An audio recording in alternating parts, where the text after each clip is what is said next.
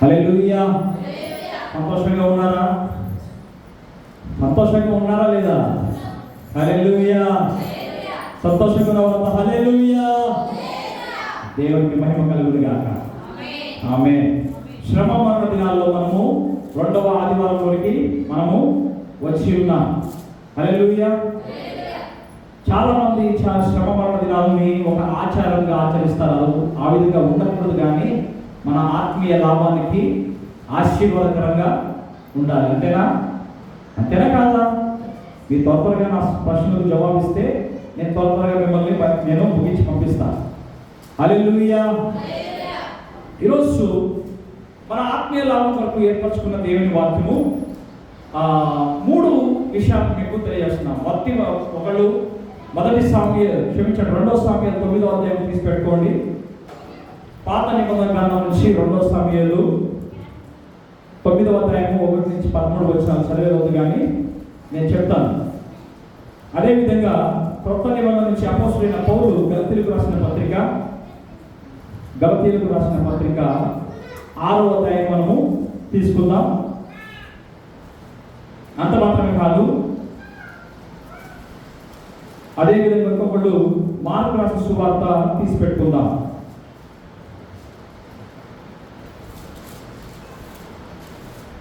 మొట్టమొదటిగా చూసుకున్నట్లయితే ఈరోజు మన యొక్క వాక్యపు అంశము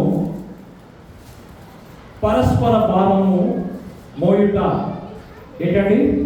ఒకరి యొక్క భారము ఇంకొకరు మోయడం గురించి ఈరోజు ధ్యానం చేయబోతున్నాం. హల్లెలూయా. హల్లెలూయా. గడిచిన కొన్ని దినాలుగా ఎంతమంది తెలుస్తుందో నాకు తెలియదు, కానీ నేను వాక్యాంశాలని యూట్యూబ్లో అందిస్తూ ఉన్నా. కొన్ని విషయాలు మనం చూసినట్లయితే శిలువకు వేయబడిన యేసుక్రీస్తు ఒక ఉద్దేశము కేవలం మనల్ని పాపాలని క్షమించడం మాత్రమే కాదు. ఆయన వచ్చిన ఉద్దేశము, ఆయన శిలువ వేయబడిన ఉద్దేశము నిన్ను నన్ను రక్షించడానికి. ఆయన శిలువ వేయబడిన యేసుక్రీస్తు యొక్క ఉద్దేశము నిన్ను నన్ను బానిసత్వం నుంచి విడిపించడానికి. శిలువ వేయబడిన యేసుక్రీస్తు యొక్క ఉద్దేశము నిన్ను నన్ను తన ఐక్యతలో నడపడానికి. శిలువ వేయబడిన యేసుక్రీస్తు యొక్క ఉద్దేశము ఆయన నిన్ను నన్ను లేమిలో కూడా సమృద్ధిలోనికి నడపడానికి. ఈరోజు అదేవిధంగా శిలువ వేయబడిన యేసుక్రీస్తు యొక్క ఉద్దేశము ఈరోజు ఎందుకు నిన్ను ఏ విధంగా నిన్ను పిలుస్తున్నానంటే, ఒకరి భారము ఒకడు మోయవలసిందిగా ఆయన నీకు నాకు పిలుపునిస్తున్నాడు. పిల్లలు అలా చేయకూడదు. హల్లెలూయా. హల్లెలూయా. ఇక్కడ చూసుకున్నట్లయితే ప్రేమ దేవుడా, ఎందుకు ముందుగానే చెప్పాను, ఈ శ్రమ మరణ దినాలు మనం కేవలం లోక ఆచార కారణము అనుసారంగా మనం చేసేవారుగా ఉండకూడదు, కానీ మన ఆత్మీయ లాభమునకు మన ఆత్మను ఉజ్జీవింపజేసుకోవడానికి మనము ఈ ఉపవాస దినాలు మనము చేసేవారుగా ఉండాలి. చాలా మంది ఎందుకు చేస్తారో వారికే తెలియకుండా చేస్తున్నారు. ఆ విధంగా ఉండకూడదండి. దేవుని యొక్క ఆశ మనము ప్రతినిత్యము కూడా ఆత్మలో ఎదిగేవారుగా ఉండాలండి. చూడండి అక్కడ ఏం చెప్తున్నాడు? గలతీ 6వ అధ్యాయం 2వ వచనంలో ఎవరు చదవండి? గలతీ 6:2.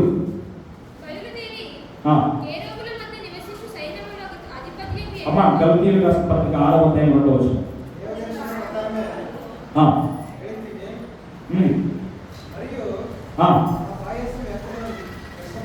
2వ వచనం. ఒకని భారమునప్పుడు భరించి ఇలాగ క్రీస్తు నియమమును పూర్తిగా నెరవేర్చుడి. ఇక వాక్యం సెలవిస్తా ఉంది, ఒకని భారమును ఒకడు భరించి ఇలాగ క్రీస్తు నియమమును పూర్తిగా నెరవేర్చుడి. ఎవరి నియమాన్ని పూర్తిగా నెరవేర్చాలండి? ఎవరి నియమము చెప్పాలా?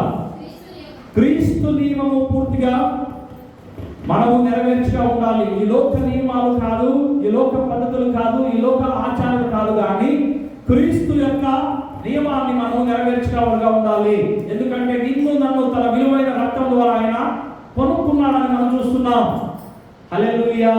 నేను ముందుగానే చెప్పాను, క్రీస్తు నిన్ను నన్ను క్షమించింది కేవలం మనం క్షమించేందుకు ఐదుగు ఒకరి ఒక భారాన్ని ఒకడు మోయడానికి.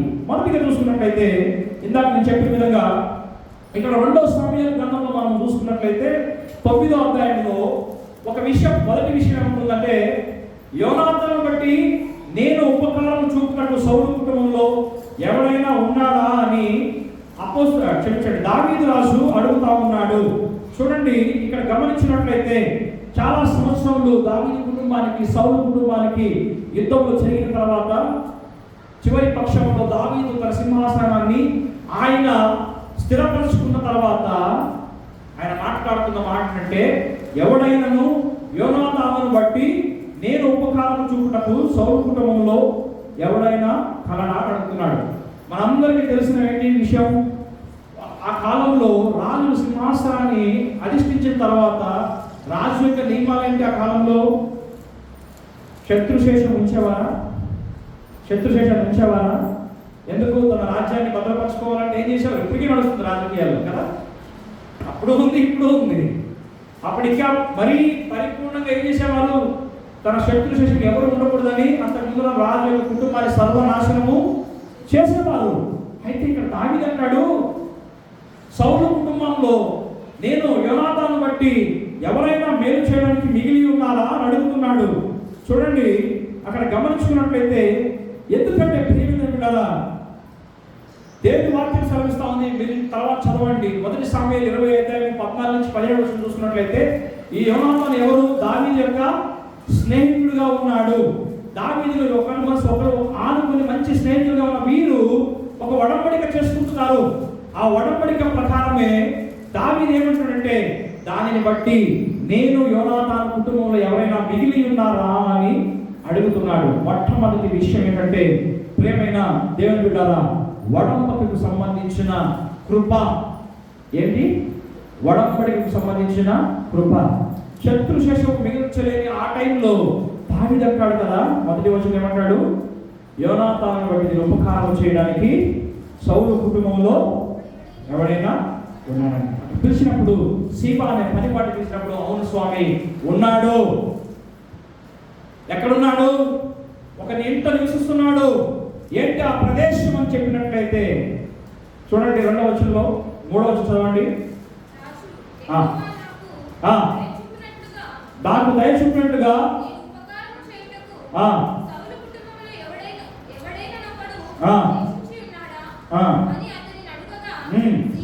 సీబా యోనాతానుకు కుంటి కాలు గల కుమారుడు ఉన్నాడని మనవి చేశాను. వెంటనే ఆయన అడుగుతున్నాడు, ఎక్కడున్నాడు అని అడిగినప్పుడు అక్కడ 4వ వచనం 2వ భాగంలో అంటాడు, అతడు లోదేబారులో అమ్మీయేలు కుమారుడు మాకీరు ఉంటున్నాడని రాజు చెప్తున్నాడు.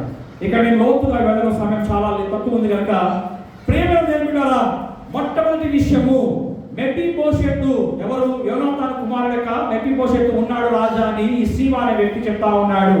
ఎక్కడ ఉన్నాడు అని చెప్పినప్పుడు ఆయన అంటాడు, ఎక్కడంట? లోదేబారులో ఆయన ఉన్నాడు. ప్రియమైన దేవుని బిడ్డలారా, లోదేబారు మొట్టమొదటిగా చూసుకున్నట్లయితే ఈ మెఫీబోషెతు ఎలా కనపడుతున్నాడంటే దేవుని వాక్యంలో కుంటి కాళ్ళు గలవాడిగా. గుర్తుపెట్టుకోండి, మొదటి విషయం ఏంటి? కుంటి కాళ్ళు కలవాడుగా కనబడుతున్నాడు. ఎక్కడున్నాడు? లోదేబార్ అంటే పచ్చిక లేని స్థలము. ఏం చెప్పాలా? ఏం స్థలము? పచ్చిక లేని స్థలం అంటే దాని అర్థం ఏంటి? ఎండిపోయిన బంజరు భూమి, ఏమి ఫలవత్తము లేని ప్రదేశం అని మనము గుర్తించాలండి. చూసుకున్నట్లయితే ప్రేమైన బిడ్డలారా, ఒక ఎండిపోయిన స్థలము. ఇక్కడ మనం గమనించవలసింది ఏంటంటే, ఈ మెఫీబోషెతు కుంటి కాళ్ళు గలవాడు మెఫీబోషెతు ఎవరికి సాదృశ్యంగా ఉన్నాడంటే, ఈరోజు దయచేసి గమనించండి, పాపముతో నిండిపోయిన ఈ యొక్క మానవాళికి సాదృశ్యంగా కుంటి కాళ్ళు గల మెఫీబోషెతు మనకు సాదృశ్యంగా కనబడతా ఉన్నాడు. రెండవదిగా చూసుకున్నట్లయితే ప్రేమైన దేవుని బిడ్డలారా, ఇక్కడ చూడండి, అందుకే దేవుని వాక్యం సెలవిస్తా ఉంది. అపోస్తలుడైన పౌలు అంటాడు, రోమీయులకు రాసిన పత్రిక, అపోస్తలుడైన పౌలు రోమీయులకు రాసిన పత్రిక 5వ అధ్యాయం 12వ వచనం చూసినట్లయితే, ఇట్లుండగా ఒక మనిషి ద్వారాను పాపము ద్వారా ఒక మనిషి ద్వారా పాపమును, పాపము ద్వారా మరణమును లోకంలోనికి ఎలాగూ ప్రవేశించను, అలాగనే మనుషులందరూ పాపము చేసినందున మరణమును అందరికీ సంప్రాప్తమాయను. ఒక మనిషిని పాపము ద్వారా ఈ లోకం అంతటి కూడా పాపము ప్రవేశించింది అన్నట్టుగా మనం చూస్తున్నాం. ఆదికాండము 3వ అధ్యాయంలో చూసినట్లయితే వారు దాక్కుంటున్నట్టుగా చూస్తున్నాం. దేవుడు వచ్చినప్పుడు ఇక్కడ కూడా గమనించినట్లయితే రాజు కనుగొన్నాడు. ఎవరైనా ఉన్నారంటే మెఫీబోషెతు ఉన్నారని చెప్పినప్పుడు, ఎక్కడ ఉన్నాడంటే లోదేమర్లో ఉన్నాడని చెప్పినప్పుడు ఆ రాజు వారిని వెతికి తీసుకురావడానికి పంపిస్తా ఉన్నాడండి. వెతకడానికి వెళ్తున్నాడు. ఇక్కడ ఒక విషయం అమ్మా గమనించాలి.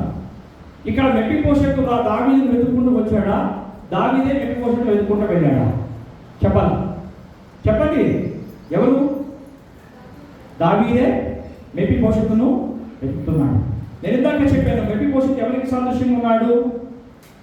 మనిషి ద్వారా వచ్చి మొత్తం మరణం అంతా ఎవరికైతే ఈ లోకానికి సంప్రాప్తమైందో, పాపంతో మునిగిపోయిన ఈ లోకానికి గుంటి కాళ్ళ వాడైన మెఫీబోషెతు సాదృశ్యంగా ఉంటే, దావీదు నిన్ను నన్ను వెతికి రక్షించడానికి వచ్చిన యేసుక్రీస్తుకు సాదృశ్యంగా ఉన్నాడు. హల్లెలూయా, హల్లెలూయా. లూకాసు సువార్త 19:10 దేవాక్యం సెలవిస్తా ఉంది, నశించిన దానిని వెతికి రక్షించడానికి మనిషి కుమారుడు లోకమునకు వచ్చి ఉన్నాడు అంటున్నాడు. హల్లెలూయా. అర్థమవుతుందామా నేను చెప్పింది? దయచేసి గమనించండి. చాలా ఆత్మీయ అర్థాలు ఇందులో ఉన్నాయి. ఊరికి వచ్చి వెళ్ళిపోవడం కాదు. నేను ఎప్పుడు వచ్చినా ప్రతిసారి మీకు చెప్తాను, వాక్యాన్ని శ్రద్ధగా వినాలి. దేవుడు ఏం మాట్లాడుతుందో మనం తెలుసుకోవాలండి. చూడండి, అక్కడితో ఆగిపోలేదు. దావీదు మెఫీబోషెతును పిలిపిస్తున్నాడు. పిలిపించి ఏం చేస్తున్నాడంటే కింద వచనాల్లో మనం చూసినట్లయితే 6వ వచనంలో అప్పుడు 5వ వచనం చూడండి. అప్పుడు రాజు దావీదు మనుషులను పంపి దొదేబారులో ఉన్న అమ్మీయేలు కుమారుడు మాకీరు నుండి అతన్ని రప్పించాడు. సౌలు కుమారుడు యోనాతాను పుట్టిన మెఫీబోషెతు దావీదుకు వచ్చి సాగిలపడి నమస్కారం చేయగా, దావీదు మెఫీబోషెతు అని అతన్ని పిలిచినప్పుడు అతడు చిత్తము నీ దాసుడైన ఉన్నాను. అందుకు దావీదు, నువ్వు భయపడవద్దు, నీ తండ్రి అయిన యోనాతాను నిమిత్తము నిజంగా నేను నీకు ఉపకారం చూపి నీ పితరుడైన సౌలు భూమి అంతయు నీకు మరలా ఇప్పిస్తాడు. మొదటి ఏం చేస్తున్నాడు? ఇక్కడ వెతికాడు. రెండవదిగా పిలిపించుకున్నాడు, తప్పించాడు. రప్పించడం మాత్రమే కాదు, భయపడుతున్న వ్యక్తికి అభయస్తం ఇచ్చాడు. భయపడవద్దు, అంతేనా? భయపడవద్దు, నేను నీకు ఏం చేస్తాను? ఉపకారము చేస్తాను. ఉపకారం చేయడము ఎలాగంటే, నీ యొక్క పితరుల ఆస్తి అయినా నీ సౌలు కుటుంబానికి చెందవలసిన ఆస్తి అంతా, భూమి అంతటి కూడా నీకు తిరిగి మళ్ళా నేను ఇస్తున్నాడు. అంతవరకు ఎక్కడ ఉన్నాడండి? ఎక్కడో పడి ఉన్నాడు. ఎవరు? మెఫీబోషెతు. ఎవరు పట్టించుకోలేదు. ఆయన కుటుంబం సర్వము నాశనం అయిపోయింది. ఎవరు మిగిలిలేదు. ఎక్కడో అమ్మయ్య కుటుంబంలో 2 కుంటి కాళ్ళతో ఈ యొక్క వ్యక్తి పడి ఉన్న సందర్భంలో ఎవరు పరిస్థితుల్లో ఎవరు పట్టించుకోలేని ఈ యొక్క పరిస్థితుల్లో దావీదు వచ్చి దావీదు వెతికి ఆయన తిరిగి రప్పించుకున్నాడు. ఆయన గుర్తించాడు, ఆయన పిలిపించుకున్నాడు, ఆయనకు అభయమే సమస్య, భయపడద్దు అంటున్నాడు. ప్రియమైన దేవుడారా, పాపముతో కొట్టిమిట్లాడుతున్న ఈ ప్రపంచానికి యేసుక్రీస్తు 2026 సంవత్సరం కిందట ఆయన లోకానికి వచ్చాడు. నశించిన దాన్ని వెతికి రక్షించడానికి నిన్ను, నేను, నువ్వు, మనము అందరం కూడా నశించిపోయే ప్రయత్నంలో మనం ఉన్నప్పుడు, నరకానికి మార్గంలో మనం ఉన్నప్పుడు ఆయన నిన్ను వెతుక్కుంటూ లోకానికి వచ్చాడు. ప్రియ దేవుని బిడ్డ, భయపడకు, వస్తూనే ఆయన చెప్పాడు. భయపడవద్దు, లోకమునకు కలగబోవు సంతోషకరమైన శుభవార్త. భయపడుతున్న ప్రజలకు, పాపంతో నిండిపోయిన ప్రజలకు అభయాస్తాన్ని యేసుక్రీస్తు వస్తూ తీసుకొచ్చాడండి. ఇక్కడ దావీదు కూడా భయపడద్దు, నేను ఉపకారం చేస్తాను. యేసుక్రీస్తు మన రక్తాన్ని అర్పించడం ద్వారా శ్రేష్టమైన ఉపకారాన్ని ఇచ్చాడు. మనం ఏదైతే అక్కడ ఆది కాండంలో ఏదైతే తోటలో ఏదైతే ఆదాము హవ్వ ద్వారా పాపం ద్వారా పోగొట్టుకున్నాడో తిరిగి యేసుక్రీస్తు అక్కడ మరలా ఇచ్చినట్లుగా చూస్తున్నాం. ఈ యొక్క మెఫీబోషెతు జీవితంలో తన పోగొట్టుకున్న సమస్తాన్ని ఇక్కడ ఏమేస్తున్నాడు? మళ్ళా తన యొక్క భూమిని తిరిగి ఆయనకు ఇస్తున్నాడు. అంతవరకు లేని గుర్తింపును ఆయన తిరిగి ఇస్తున్నాడండి. ఆయన ఒక స్థానాన్ని కల్పిస్తున్నాడు. ఏ విధంగా చూడండి, లాస్ట్ వచనం చదివేసే చాలా ఉన్నాయి వచనాలు, కొన్ని విషయాలు వదిలేద్దాం, సమయం లేదన్నా. 13వ వచనం చూసినట్లయితే, మెఫీబోషెతు యెరూషలేములో కాపురం ఉన్నందు సదాకాలము రాజు బల్ల యొద్ద, అంటే దావీదు బల్ల యొద్ద భోజనము చేయుచుండెను. ఎవరి బల్ల వద్దండి? అంత ముందర ఈయన అడిగినోళ్ళు లేరు. ఎక్కడో కాళ్ళు లేని వాడిగా ఒక మూలలో పడిపోయి ఏదో దిక్కులేని, గుర్తింపు లేని, ఎండిపోయిన జీవితంలో ఈయన బతుకుతున్నప్పుడు దావీదు పిలిపించాడు. భయపడుతున్న వ్యక్తికి, దాక్కుంటున్న వ్యక్తికి నేను అంటాడు, నన్ను ఇంతగా కరుణించడానికి నేనేమై ఉన్నానయ్యా, వచ్చిన కుక్క వంటి వాడు నేను అంటాడు. మన పరిస్థితుల్లో ఒకప్పుడు అదే కదండి. అంతేనా కాదండి. ఎందుకు పనికిరాని నా జీవితాన్ని దేవుడు మనం పిలిచాడు. ఆయన వెతికి రక్షించి నీ కొరకు ఆయనే వచ్చాడు. మనం వెతుక్కుంటూ వెళ్ళదు, ఆయనే మనం వెతుక్కుంటూ వచ్చాడు. పోగొట్టుకున్న సమస్తాన్ని తిరిగి వెలుగు ఆయన రక్తం ద్వారా మరలా మనకు అన్నింటినీ కూడా ఆయన ఇచ్చాడు. హల్లెలూయా, హల్లెలూయా.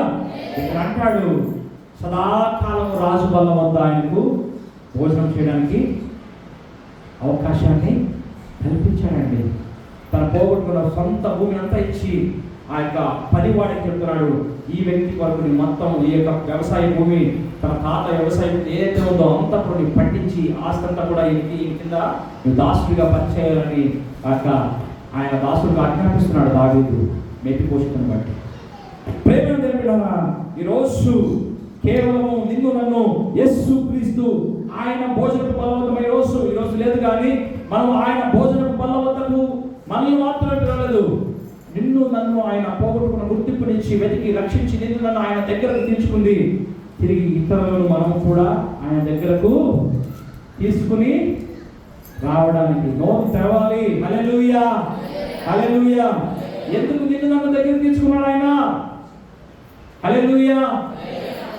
నిన్ను నన్ను ఆయన తిరిగి ఇతరులు కూడా మనం ఆయన దగ్గరకు తీసుకున్నాం. ఒకప్పుడు మనం దూరస్తులుగా ఉన్నాం. అపోస్తలుడైన పౌలు అంటాడు ఎఫెసీయులకు రాసిన పత్రిక 2వ అధ్యాయం 13వ వచనంలో, మునుపు మీరు చాలా దూరస్తులుగా ఉన్నారు, అయితే యేసు క్రీస్తు రక్తం వలన ఇప్పుడు మీరు తండ్రికి సమీపస్తులుగా వచ్చారు. ఆయనకు సమీపస్తులుగా మనం వచ్చాం. లోకము నాశనం అయిపోతున్న లోకాన్ని కూడా ఆయనకు సమీపంగా తీసుకొచ్చే వ్యక్తిగా, వెలుగుగా నిన్ను నన్ను ఆయన ఉంచినప్పుడు మనం ఆ కార్యాలను చేసే విధంగా, ఒకరిని వారం ఒకరు మోసే విధంగా ఉండాల్సిందిగా నేను దేవుని యొక్క ప్రేమ ద్వారా నేను చేస్తున్నా. రెండవదిగా చూసుకున్నట్లయితే మనం ఇంకా చదువుకున్న గలతీయులకు రాసిన పత్రిక 1వ అధ్యాయం చూడండి, 6వ అధ్యాయం 1వ వచనం. 6వ అధ్యాయం 1వ వచనం. సహోదరులారా, ఒకడు ఏ తప్పితంలోనైనను చిక్కుకొనిన ఎడల, ఎవరంట, ఆత్మ సంబంధంలో అయిన మీలో ప్రతి వాడు తానును కూడా శోధింపబడును అని తన విషయమే చూచుకొనొచ్చు సాత్వికమైన మనసుతో. ఇక్కడ గమనించండి, అది అండర్లైన్ చేసుకోండి. సాత్వికమైన మనసుతో అట్టి వానిని మంచి దానికి ఏం చేయాలా? తీసుకొని రావాలను. ఇక్కడ ఏం గమనిస్తున్నాం? మనం ఇందాక చదువుకున్న మన ప్రాముఖ్యమైన అంశం ఏంటండి? ఒకని భారము ఒకను మోయడానికి పిలుపు. ఈరోజు నిన్ను నన్ను పిలిచింది. ఒకని భారము ఒకడు మోయడానికి దేవుడు మనల్ని పిలిచున్నాడు. ఇక్కడ అపోస్తలుడైన పౌలు అంటాడు గలతీ సంఘానికి, అక్కడ గలతీ సంఘస్థులు ఏం చేశారంటే అంతకు ముందు ఉన్న ధర్మశాస్త్రాన్ని తిరిగి మళ్ళుతున్నట్టు గమనిస్తున్నాం. ఏమన్నా ఇక్కడ దయచేసి వినండి. వారు ఏం చేస్తున్నారంటే తిరిగి ధర్మశాస్త్ర కాలంలో ఉన్నట్లుగా వారు బతుకుతున్నారు. యేసు క్రీస్తు విడుదల చేసిన తర్వాత కూడా వారు ఏం చేస్తారంటే తప్పును ఎత్తి చూపించడము, లేదా ఒకరికొకరు న్యాయ తీర్పులు చేసుకునే వ్యక్తులుగా ఇక్కడ మనము గమనిస్తున్నామండి. హల్లెలూయా, హల్లెలూయా. అర్థమవుతుంది చెప్పినప్పుడు? అర్థమవుతుందమ్మా? చెప్పాలా? ఈరోజు మనం కూడా అదే కదా. ఏం చేస్తాం? వేరే తప్పులు ఎత్తి చూపించడానికి మస్తు ముందుగా రెడీగా ఉంటాం కదా. వాడు అట్లయ్యా, ఆయమ్మ ఇట్లయ్యా, వాళ్ళ కుటుంబము ఆ విధంగా ఉంది, వీళ్ళ కుటుంబము ఈ విధంగా ఉంది, అలాంటి వాళ్ళు ఇలాంటి వాళ్ళు అని మనము ఎత్తి చూపేవారుగా ఉన్నాం. మన నీతిని మనం మంచిగా పోల్చుకుంటాం, వేరే వాళ్ళని తప్పుగా ఎత్తి చూపించేవారు. హల్లెలూయా, హల్లెలూయా. ఇక్కడ గలతీ సంఘంలో కూడా దేవుని యొక్క యేసుక్రీస్తు యొక్క కృపను మళ్ళా ధర్మశాస్త్రానికి తిప్పేసే సందర్భంలో పౌలు అంటాడు వారిని, అది కాదురా నాయన, మీ ధర్మశాస్త్రం ఎంత మాత్రమూ లేదు. ఒకరు తప్పు ఎత్తి చూపించడానికి లేరు మీరు, ఒకరు పాపాలను ఎత్తి చూపించడానికి లేరు మీరు. కానీ ఏం చేయాలి? దానికి బదులుగా ఏం చెప్తుంది దేవుని వాక్యంలో? మనం ఇలా చదువుకున్న మొదటి వచనంలో, సాత్వికమైన మనసుతో ఎట్టివాడిని ఏ తప్పుదోనైనా చిక్కుకొని ఎడలా, పైన వచనం ఉంది, ఏ తప్పులోనైనా సహోదరులారా, ఏ తప్పితంలోనైనా చిక్కుకోలేలా అట్టి వాణిని ఏం చేయాలి? సాత్వికమైన మనసుతో అట్టి వాణిని మంచి దారికి, అంతేగాని వాడి తప్పులు ఎత్తి చూపించి చెప్పాడా? వాడి పాపాన్ని ఎత్తి చూపించమని చెప్పాడా? చెప్పాలమ్మా. అలా ఉన్న దేవుని వాక్యంలో ఇతరులకు నాయకులు చూపించడానికి మనం ముందుంటాం కదా. మనం లోకల్కి చూసుకున్నట్లయితే ఒకటి వేరే వైపు ఒక ఏం చూసుకుంటే మిగతా ఏం చూస్తున్నాయి మనకి? మా 4 కదా. గలతీ సంఘం అలా ఉండేది. ఈరోజు మన సంఘాలు అలాగే ఉన్నాయి. మా తప్పులు చూసుకుని కానీ వేరే వాళ్ళ తప్పులు ఎత్తడానికి మాత్రం ముందుకు సిద్ధపడి ఉంటాం. ప్రేమ దేవుడా, ప్రేమంటే సాత్వికమైన మనసుతో వారిని మంచి దారిలోకి మార్చండి. మంచి దారిలోకి పునఃస్థాపించడం అంటే గ్రీక్ వర్డ్ ఏం చెప్తుందంటే కటారని చో అని వస్తుంది. దాని అర్థం ఏంటంటే విరిగిన ఎముకను తిరిగి మళ్ళా పునఃస్థాపించడం తెలియదు, లేకపోతే దాన్ని రిపేర్ చేయడం. ఇప్పుడు మనందరికి తెలుసు, ఎవరైనా ఎముకలు విరిగితే ఒకే రోజు అతుక్కుపోతుందా?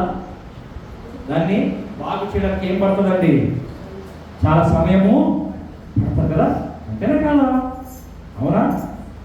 ఇక్కడ యేసు ప్రభు చెప్తున్న పౌరులు ఏం చెప్తున్నాడంటే సాత్వికమైన మనస్సు. ఏం కావాలి మనకి? చాలా మంది ఈరోజు మన మధ్యలో నాశన మార్గంలో ఉన్నారా? తప్పుదారులో నడుస్తున్నారా? దేవునికి విరుద్ధమైన మార్గంలో నడుస్తున్నారా? మనం వారి దృష్టిలో వారి దృష్టిలో అయ్యో వీళ్ళు ఈ మార్గంలో నీకు తెలుసా? నువ్వు చేయవలసింది వారి పాపాన్ని చూపించడం కాదు, కానీ దేవుని ప్రేమ ద్వారా ఏం చేయాలా? సాత్వికమైన మనసు. ఏం కావాలి దానికి? ఓపిక కావాలా? అవునా? ఒకే రోజు వచ్చేడు మనం చెప్పినట్టు ఓపిక కావాలి. ఎముక వెంటనే కట్టుకుంటారా? ఓపిక కావాలా? జాగ్రత్త తీసుకోవాలా? వారిని ఆత్మీయంగా మనం ప్రేమించి దగ్గరకు తీసుకునే వ్యక్తులుగా ఉండాలి. చూడండి, యాకోబు రాసిన పత్రిక ఒక మాట అంటే దేవుని వాక్యము. యాకోబు రాసిన పత్రిక 5వ అధ్యాయం 19-20 చూసినట్లయితే, అలా విధంగా మనం చేసినట్లయితే ఎంత ఆశీర్వాదం. చూడండి, నా సహోదరులారా, మీలో ఎవరైనా సత్యం నుండి తొలగిపోయినప్పుడు మరి అతని సత్యములకు మళ్లించినలా పాపిని వాని తప్పు మార్గం నుండి మళ్లించువాడు మరణం నుండి ఒక ఆత్మను రక్షించి అనేక పాపములను కప్పివేయదని తాను తెలుసుకోవాలి. ఎంత శ్రేష్టమైన కార్యం తెలుసా? ఈరోజు మన మధ్యలో ఎవరైనా తప్పిపోయి దేవుని మార్గంలో లేకుండా దేవునికి విరోధ మార్గంలో మన మధ్యలో చాలా మంది ఈరోజు ఉన్నారండి. అటువంటి వారిని వారి తప్పులు ఎత్తి చూపించి వారిని ఇంకా దూషించి అలాంటి వాడు ఇలాంటి వాళ్ళని మనం ఇంకా నొప్పించి వారిని ఇంకా గెంటేయడం కాదు, కానీ సాత్వికమైన దేవుని మనసులో దగ్గర చూపించి ఓపికతో వారిని ఏం చేయాలంట? నా సహోదరులు ఎవరైనా సత్యం నుండి తొలగిపోయినప్పుడు మరొకరు అతని సత్యంలోనికి మళ్ళించే వారిగా ఉన్నట్లయితే దేవుని ప్రేమ వల్ల వారికి రుచి చూపించి ఆయన ఇలా కాదు, ఇది దేవుని ప్రేమని మనము మన అనుభవాన్ని దేవుడు మన యేసుక్రీస్తు మనకు ఏం చేశాడు ఆ కార్యాలను తిరిగి మనం వారి వ్యక్తితో పంచుకుని ఆ ప్రేమలోనికి ఆ వ్యక్తిని తిరిగి తీసుకురాగలిగితే ఏంటంట? పాపిని తక్కువ నుండి మళ్ళించేవాడు మరణము నుండి ఒక ఆత్మను రక్షించి అనేక పాపాలని కప్పివేసేంతగా తాను ఉన్నాడని తెలుసుకోవాలి. అంతేకాదండి, అంతేనా? ఒక వ్యక్తిని మనం మళ్ళిస్తున్నామంటే మరణం నుంచి తప్పిస్తున్నాం, మరణం నుంచి తప్పిస్తున్నాం. ఆ కార్యం చేయడానికి దేవుడు ఈరోజు నిన్ను నన్ను పిలిచి ఉన్నాడు. ప్రియమైన ఒక్కని భారము ఒక్కడు అని ఒక గ్రీక్ పదము మనం చూసుకున్నట్లయితే చాలా భయంకరమైన భారాన్ని వైయక్తికంగా మోయడము అనేది నాకు అర్థం వస్తుంది. బేర్ అంటే అనదర్ క్రషింగ్ బర్డెన్ వస్తుంది. ఒక గ్రీక్ పదంలో బేర్ అంటే క్రషింగ్, బేర్ అంటే చాలా నలగొట్టబడిన భారాన్ని వస్తుంది. ఫోర్టీన్ అంటే పర్సనల్ రెస్పాన్సిబిలిటీ, అంటే మన వైయక్తికంగా ఆ నలగొట్టబడిన భారాన్ని మోసుకునే వ్యక్తులుగా ఈరోజు ఉండాలని దేవుడు మనల్ని పిలుస్తున్నాడు. అర్థమవుతుందని చెప్పే వాక్యము. నిన్ను నన్ను యేసుక్రీస్తు పిలుచుకున్నది ఇతరుల భారాన్ని మోయడానికి. హల్లెలూయా, హల్లెలూయా. అంతేనండి. చూసినట్లయితే ప్రేమించబడ్డారా, చాలా మంది రోజు లోకము దిగ్భ్రాంతిలో ఉన్నారు. చాలా మంది నలగొట్టబడిన వారు ఉన్నారు. చాలా మంది ఎవరు నాకు లేరు అనే పరిస్థితుల్లో జీవించే వారిగా ఉన్నారు. చాలా మంది ఆర్థిక ఇబ్బందులతో, అప్పుల బాధలతో సతమతమతమే కృంగిపోయిన కుటుంబాలు ఈరోజు మన కంటి ముందు మనం చూస్తున్నామా లేదా? చూస్తున్నామా లేదండి? ఎంతో మంది చెప్పుకోలేని బాధతో, వేదనతో, పాపంతో, సమస్యలతో సతమతమైపోయి ఏడుస్తూ వారు ఎవరికి చెప్పుకోలేని పరిస్థితులు కృంగిపోయి అనారోగ్యం పాలైన వ్యక్తులు మన మధ్యలో కనబడుతున్నారా లేదా? ఉన్నారా లేదా? మరి అలాంటప్పుడు అటువంటి కుటుంబాలు అలాగే వదిలేద్దామా? వదిలేయడానికి ముందు నన్ను రక్షించుకుందా అయినా కాదు. వారిని ప్రేమతో దగ్గరకు తీసుకోవడానికి ఇందాక మనం చదువుకున్నాం 6:2 ఏమంటుంది గలతీయులకు రాసిన పత్రిక, ఒకని భారము ఒకడు మోయవలను, ఇదే యేసు క్రీస్తు యొక్క చెప్పాలా ఏంటంట నియమము. అంతేనా? 6:2 ఏమంటుంది? ఇలాగూ క్రీస్తు నియమమును పూర్తిగా నెరవేర్చు. ఇదే క్రీస్తు యొక్క నియమము. ఏంటి ఆ క్రీస్తు యొక్క నియమం అంటే? యోహాను రాసిన సువార్తలో యేసుప్రభువు చెప్తున్నాడు. ఏంటి ఆ నియమం? చూడండి 13:34 అంట దేవుడి వాక్యము, నేను మిమ్మల్ని ప్రేమించిన విధంగా మీరు కూడా ఏం చేయాలా? మీరు ఒకరినొకరు ప్రేమించాలని మీకు కొత్త ఆజ్ఞ ఇచ్చున్నాను, నేను మిమ్మల్ని ప్రేమించినట్టే మీరు కూడా ఒకరినొకరు ప్రేమించుకోవాలి. ఏం చేయాలి మనం? ఇతరుల్ని తప్పులు ఎత్తేవారుగా ఉండకూడదమ్మా. క్రీస్తు ప్రేరణ నేను మిమ్మల్ని ఈరోజు వినవించుకుంటున్నా. ఒకడు తప్పు చేశాడా? ఒకడు పాపంలో పడిపోయాడా? ఒకడు దేవునికి విరుద్ధంగా వెళ్తున్నాడా? అరే పాపి అనకూడదు నువ్వు. వాడు ఇంకా దిగదార్చే వాళ్ళగా ఉండకూడదు. మనము యేసుక్రీస్తు అంటాడు కదా, నేను మిమ్మల్ని ప్రేమించినట్టుగా మీరు కూడా ఇతరులని. ఆయన ప్రేమ ఎటువంటిదండి? నీ కొరకు నా కొరకు ప్రాణం పెట్టేంతగా ప్రేమించాడు, శిలువలో మరణించేంతగా ప్రేమించాడు. ఆ ప్రేమే ఇతరులకు చూపించాలి. హల్లెలూయా. ఇదే క్రీస్తు యొక్క నియమము నెరవేర్చడం అంటే. ఆయన నియమము నెరవేర్చడం అంటే ఆయన ప్రేమను, ఆ శిలువ ప్రేమను ఆయన ఏమైతే మనకు చూపించాడో ఇతరులకు మనం కూడా చూపించే వాళ్ళగా మనము ఉండాలి. మూడో విషయం వద్దాం. మార్కు రాసిన సువార్తలో మనం చూసుకున్నట్లయితే, త్వరగా ముగిస్తానండి. మార్కు రాసిన సువార్త 2వ అధ్యాయంలో మనం చూసుకున్నట్లయితే అక్కడ ఒక వ్యక్తి కనపడుతున్నాడు, పార్శ్వరోగి యొక్క వ్యక్తి.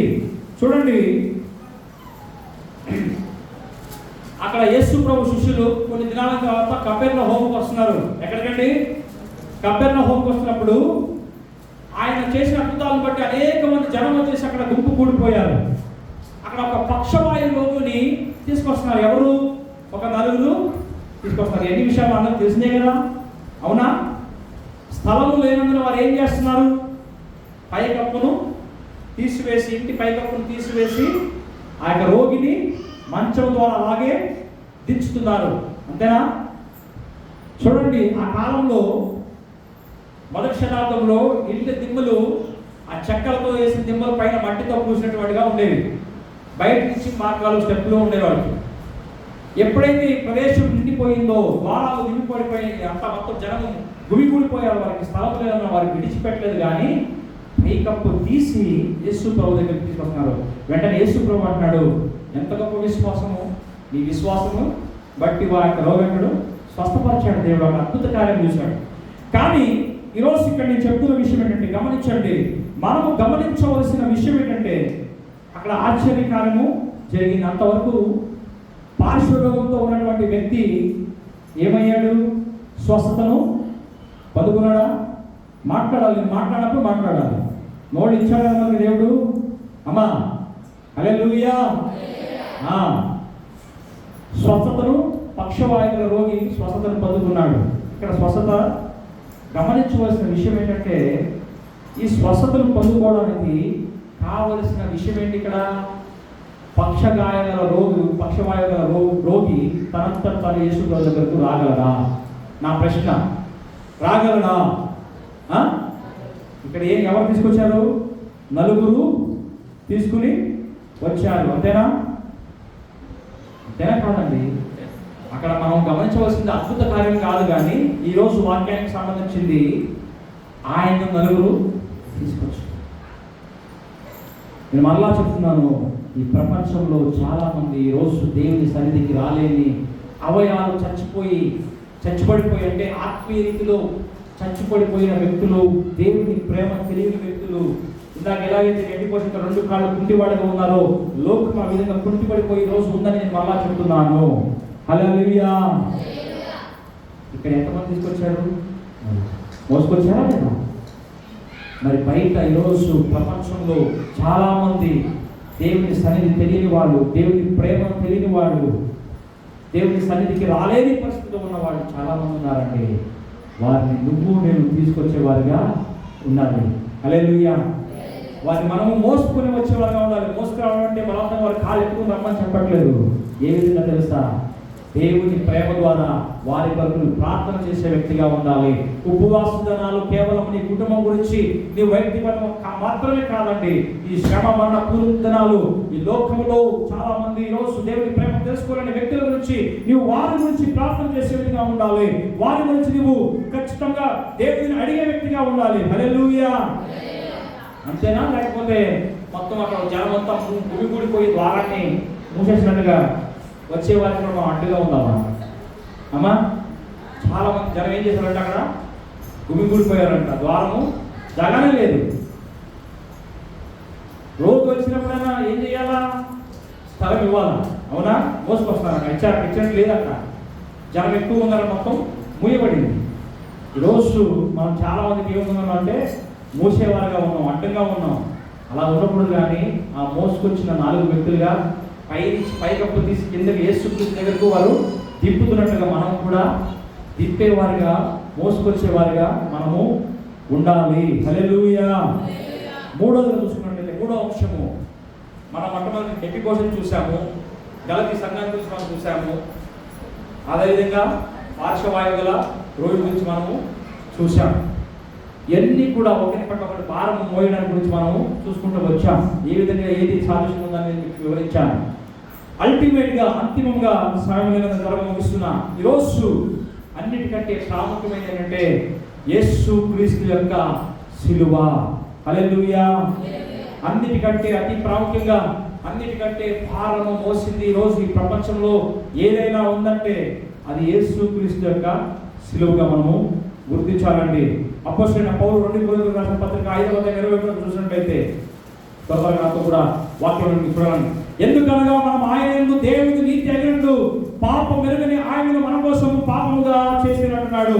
అంత మాత్రమే కాదు, మొదటి పేతురు పత్రిక 2వ అధ్యాయం 24 చూసినట్లయితే చూడండి, మనము పాపుల విషయమై చనిపోయి నీతి విషయమై జీవించినట్లు ఆయన తానే తన శరీరముందు మన పాపములను మ్రాను మీద మోసుకొనెను.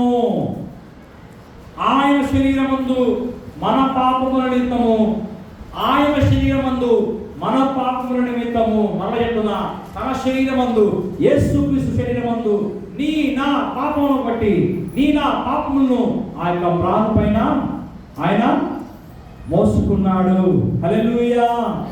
హల్లెలూయా.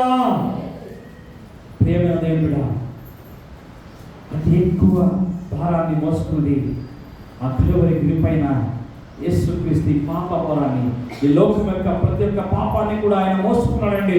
అందుకే యెషయా రాసిన గ్రంథం 53 ప్రవక్త చెప్తున్నాడు, 3వ వచనం చూసినట్లయితే, అతడు తృణీకరింపబడిన వాడును, ఆయన మనుష్యులు విసర్జింపబడిన వాడును, వ్యసనాక్రాంతుడుగాను, వ్యాధిని అనుభవించేవాడు అంటే వ్యాధిని మోసేవాడుగాను, మనుషులు చూడలేవాడుగా మనం చూస్తున్నాం.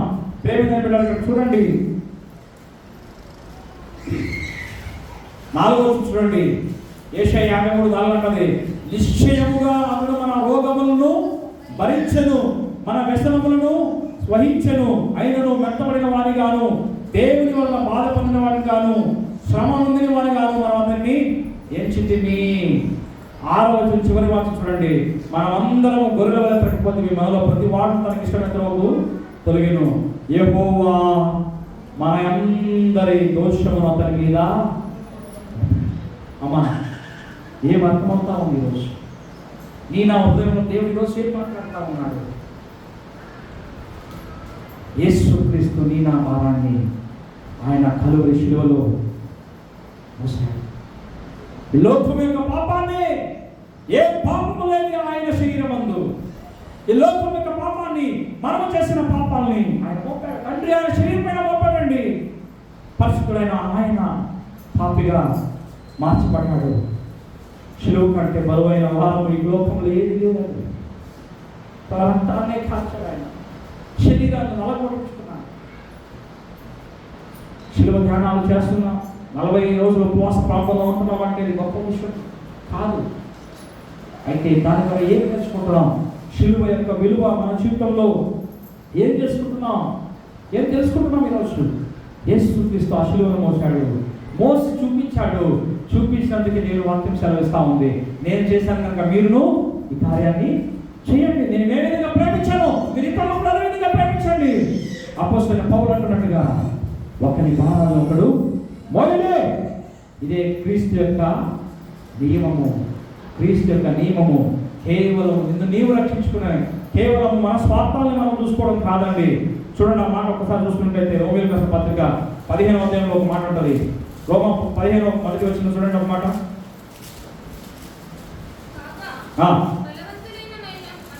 కాగా బలవంతులమైన మనము మనలను మనమే సంతోషపరచుకొనక బలహీనుల దౌర్బల్యమును భరించుటకు బద్ధులమై ఉన్నాము. తన పొరుగువానికి క్షేమాభివృద్ధి కలిగినట్టు మనలో ప్రతి వాడును మేలైన దాని యందు అతనిని సంతోషపరచవలని. ఎవరునండి? మేలైన దేవునికి అన్ని మేలైన విషయాలన్నీ కూడా దుర్బలంగా ఉన్నటువంటి వారు, బలహీనులుగా ఉన్నటువంటి వారు ఈరోజు మెప్పిపోయేటి వలె ఎక్కడో ఊరికి దూరంగా 2 కుంటి కాళ్ళు పడిపోయినా, పాపంలో పడిపోయినా దేవుని దగ్గరకు రాలేని వ్యక్తులు ఈరోజు చాలా మంది ఈ లోకంలో. అటువంటి వారికి నీ యొక్క దేవుని ప్రేమని పొందుకున్న నువ్వు నేను ఆ ప్రేమను ఇతరులకు చూపించే వారిగా ఉండాలి. బలవంతులుగా దేవుడు మనం మార్చాడు. బలహీనులుగా ఉన్న వ్యక్తుల్ని దర్శించి ఏం చేయాలంట? మనమే సంతోషపరచుకోవడం కాదు, కానీ దౌర్బల్యములను కూడా భరించుటకు మనం ఏమైనా బద్ధులమై ఉన్నామండి. ఈరోజు చేస్తున్నాం ఈ కార్యాలు. ఎంతసేపు నా కుటుంబము, ఎంతసేపు నా బిడ్డలు, ఎంతసేపు నాదే నాదే నాదే అనుకుంటాం కాదు, కానీ ఇతరుల భారాన్ని మోసే వ్యక్తులుగా ఉండాలి. యేసుక్రీస్తు ఒకవేళ ఈ విధంగా అనుకోకపోతే ఈరోజు మన జీవితాలు ఎక్కడ ఉండేవండి? నిన్ను తన వెతికి రక్షించడానికి వచ్చాడు. చూడండి ప్రేమదేవుడా, మన జీవితంలో ఈ శ్రమ మన దినాలు ఏం చేస్తుంది? నీ యొక్క జీవితంలో లోదేబారని ప్రదేశం ఎవరైనా ఉన్నారా? నీకు తెలిసిన వ్యక్తి ఎవరైనా ఉన్నారు? ఈరోజు పచ్చిక లేని జీవితం అంటే ఎండిపోయిన జీవితంలో నీ యొక్క ఆత్మీయ జీవితంలో ఎవరైనా నీ జీవితంలో తారసపడుతున్నారా? ఎవరైనా కనబడ్డారా? ఖచ్చితంగా ఉంటారు మన జీవితంలో. అంత మాత్రం కాదు, ఆత్మీయ రీతిగా కాళ్ళు కుంటి పడిపోయి పక్షవాయుగల జీవితంలో అంటే ఆత్మలో దేవుడి నుండి దూరం అయిపోయి వైదొలిగిన వ్యక్తులు మన జీవితంలో ఎవరైనా మన జీవితం తారసపడుతున్నారా? ప్రేమదేవుడారా, ఏ వాక్యం ఉంటుంది? సాత్వికమైన మనసుతో, ఓపికతో, ప్రేమతో వారి దగ్గరికి తీసుకున్నామండి. గలతీ సంఘస్థులాగా నువ్వు పాటలు చూపించాను, కానీ యేసుక్రీస్తు యొక్క ప్రేమను మనము చూపడానికి, యేసుక్రీస్తు యొక్క కృపను మనము ఆయన చేసిన కార్యాలని మన ప్రార్థన చేయడం ద్వారా మనము ఆ యొక్క కార్యాలు మన జీవితంలో మనం చేసి ముగించేవారుగా ఉండాలండి. ప్రియమైన దేవుడు, మనం గమనించినట్లయితే ఆత్మీయ రీతిలో ఎంతమంది పడిపోయారు ఈరోజు. బాంధవ్యాలతో, బంధుత్వ మధ్యలో సంతోషం లేక ఈరోజు కుటుంబాలు ఈరోజు దిక్ప్రాంతంతో ఉన్న కుటుంబాలు చాలా మంది ఉన్నాయి. ఆర్థిక స్థితిగతుల మధ్యలో నలిగిపోయిన వారు చాలా మంది ఉన్నారు. ప్రియమైన దేవుడా, అటువంటి వ్యక్తులను మనం నిజంగా ఈరోజు మోస్తున్నామా? నలుగురు మోసుకొచ్చారండి. నువ్వు నేను ఇతరులు మనం ఎంతగా మోస్తున్నామండి? మనం పరీక్షించుకుందాం. ప్రియమైన దేవుడా, నేను ఆ యేసుప్రభువు అంటున్నాడు కదా, నేను మీ పాపాలని శుభ్రం చేసి మీ పాపాలని కడిగి నేను నా పాల దగ్గరికి మిమ్మల్ని పిలిచినప్పుడు మీరు కూడా అదేవిధంగా ఇతరులకు చేయడానికి మీరు బద్ధులై ఉన్నారు. ప్రియమైన దేవుడా, ఒకసారి గమనించుకుందాం. మన యొక్క స్వలాభాన్ని వదులుకొని, మన యొక్క గర్వాన్ని విడిచిపెట్టి ఇతరులకు న్యాయ తీర్పులు తీర్చి అలాంటి ఇలాంటి అని చెప్పే ముందు మనం కూడా దేవుని రోజు అడుగుదాం. దావీదు లాంటి హృదయాన్ని నాకు దయచేయండి ఆయన. మెఫీబోషెతు లాంటి కుంటి వాళ్ళను, ఏ పచ్చిక దళం లేని కుటుంబ జీవితాలు ఎవరైనా ఉన్నారేమో నాకు చూపించిన ఆయన. అటువంటి జీవితంలో నీ ప్రేమను చూపించగల వ్యక్తిగా నన్ను మార్చిన ఆయన దేవుని అడుగుదాం. ప్రేమ దేవుడా, పౌలు వలె ఎవరైతే న్యాయాలు తీరుస్తున్నారో అటువంటి వారికి దేవుని ప్రేమతో మనం నాయకంగా తీర్చవలసింది. క్రీస్తు ప్రేమను దగ్గరకు తీసుకుందాం, క్రీస్తు ప్రేమతో వారిని హత్తుకుందాం, క్రీస్తు ప్రేమను మన కార్యాల వరకు చూపించి వాటిని దేవుని దగ్గరికి తీసుకొచ్చే వారిగా ఉందాం. ప్రేమ దేవుడా, మనకి విశ్వాసంతో ఆ యొక్క జీవితాన్ని కడదాం. చూడండి, ఈరోజు మన సంఘాల్లో ఉజ్జీవం రావాలంటే ఇటువంటి వ్యక్తులు కావాలండి. సంఘం ఉజ్జీవపడాలంటే కేవలము మన యొక్క స్వలాభాలను చూసుకోవడం కాదు, మన సొంత జీవితాలను చూసుకోవడం కాదు, ఇతరుల భారాన్ని నువ్వు నేను మోసే వ్యక్తిగా ఉన్నట్లయితే, ఇతరుల భారాన్ని మనం మోసుకునే వ్యక్తులుగా ఉన్నట్లయితే, హల్లెలూయా, యేసుక్రీస్తు మోసిన శిలువకు ఒక అర్థము ఉంటుంది. ఆయన అన్నీ కూడా చేసి ముగించాడమ్మా. నేను ఆ పాప భారాన్ని మోసుకున్నాను. ఈరోజు ఆయన చేసిన ఆయన శిలువ కంటే ఘోరమైనది ఏది లేదు, ఆయన శిలువ కంటే భారమైనది ఏది లేదు.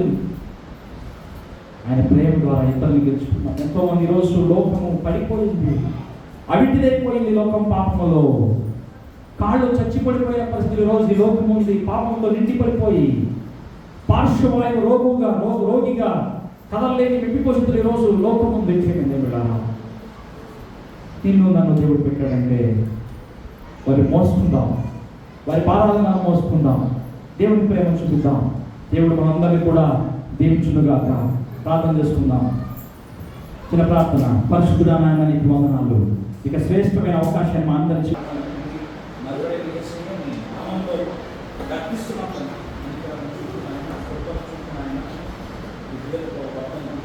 ఆశీర్వదించి